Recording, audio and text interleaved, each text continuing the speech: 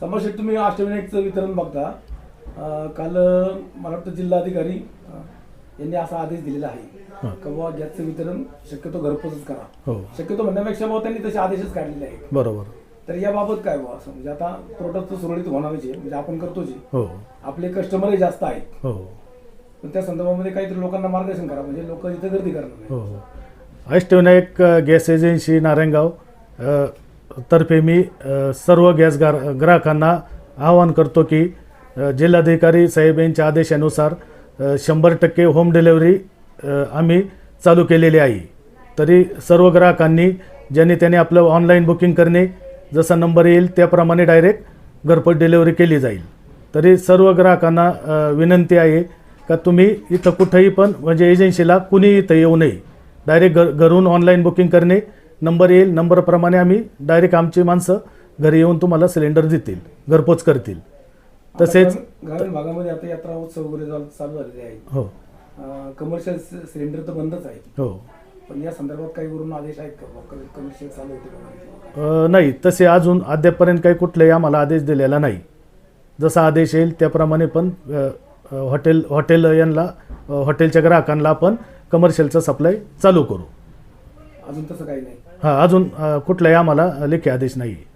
मग आता पुरवठ्याची परिस्थिती बदलेल का मग अशीच राहील? नाही, पुरवठ्याची परिस्थिती बदलेल. आता आपण बरंचसं आता कंट्रोलमध्ये परिस्थिती आणलेली आहे आणि आपण आपलं वितरण पण एकदम परफेक्ट असल्यामुळं काय ग्राहकांची काय आता कुठली गैरसोय होत नाही. सुरुवातीला 3-4 दिवस थोडा त्रास झाला कस्टमरला, पण आता एकदम सुरळीत आणलेलं आहे आम्ही. आणि गावोगावी प्रत्येक गावाला आपण वितरण करतो, गाडी पाठवतो, तिथं गावामध्येच त्यांची डिलिव्हरी देतो आपण. स्थानिक लोकप्रतिनिधींनी काय आवाहन केलं पाहिजे लोकांना? कारण पुरवठ्याचा प्रश्न हा मूलभूत हक्क आहे आणि मूलभूत हक्काबाबत स्थानिक लोकप्रतिनिधींनी सांगितलं पाहिजे त्या ठिकाणी. उदाहरणार्थ तुम्ही बोरीगावच्या बोरीगावच्या लोकांना तुम्ही समजून सांगितलं पाहिजे. असं स्थानिक लोकप्रतिनिधींनी लोकांना काय संदेश दिला पाहिजे, काय सूचना केल्या? हां, लोकांना काय स्थानिक लोकप्रतिनिधींनी लोकांना आवाहन केलं पाहिजे का काही गरबडण्याचं एवढं कारण नाही आहे, धावपळ काही करू नका, प्रत्येक गावामध्ये गॅसची गाडी येऊन तिथं वितरण केलं जाईल. पुण्यामध्ये डोमेस्टिक सप्लायसाठी कुठल्याही प्रकारची कमतरता नाही आहे. आपल्याकडे डोमेस्टिक सप्लायसाठी जेवढा LPG पाहिजे तेवढा पुरेशा आपल्याकडे उपलब्ध आहे आणि पुढेही सुद्धा अडचण येणार नाही, म्हणून शासनाने कमर्शियल सप्लायवर काही टक्के बंदी आणलेली आहे. तर सर्वात आधी जिल्हाधिकारी म्हणून मी सर्व पुणेकरांना आवाहन करू इच्छितो की पॅनिकमध्ये येऊन आपण LPG सिलेंडर घेण्यासाठी रांगा लावू नका.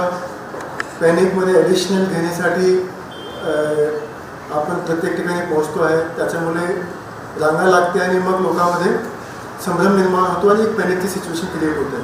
तर तसं कुठलीही परिस्थिती आपल्या जिल्ह्यामध्ये नाही आहे, संपूर्ण महाराष्ट्रामध्येही नाही आहे.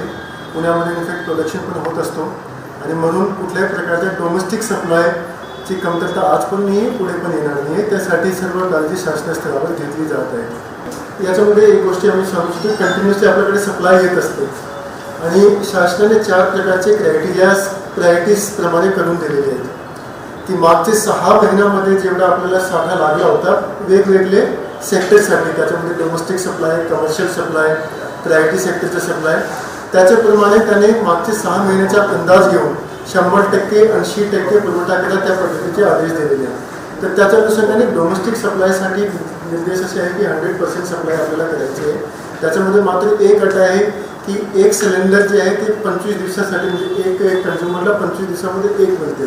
तर तो एक कंडिशन शासनाने लावलेली आहे.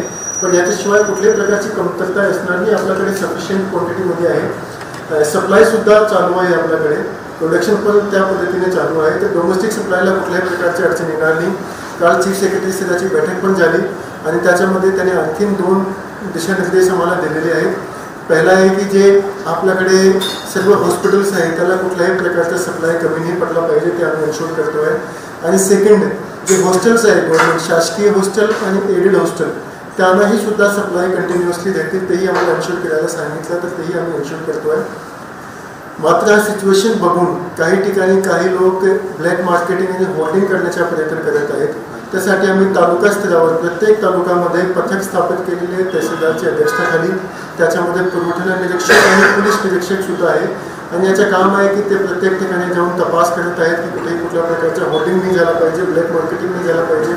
बघा आपल्याकडे ज्या पद्धतीने सप्लाय आहे त्या पद्धतीने कमी नाही पडणार, मात्र जर ब्लॅक मार्केटिंग आणि होल्डिंग झालं तर पुढे जाऊन कमी पडू शकतो. तर प्रशासन म्हणून आम्ही सर्व काळजी घेतो की कोणी होल्डिंग ब्लॅक मार्केटिंग प्रकारचे प्रयत्न करू नये.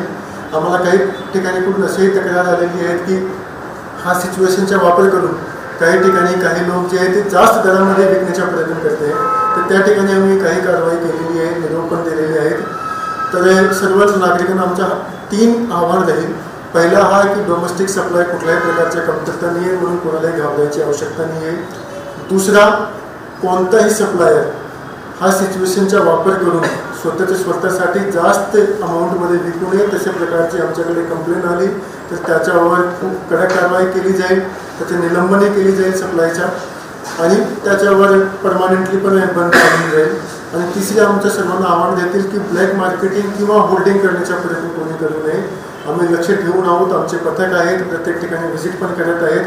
हे 3 गोष्टी खूप महत्त्वाची सद्यस्थितीमध्ये पेंडिंगची सिच्युएशन अजिबात नाही आहे. आपल्याकडे सफिशियंट क्वांटिटीमध्ये डोमेस्टिक सप्लायसाठी LPG अवेलेबल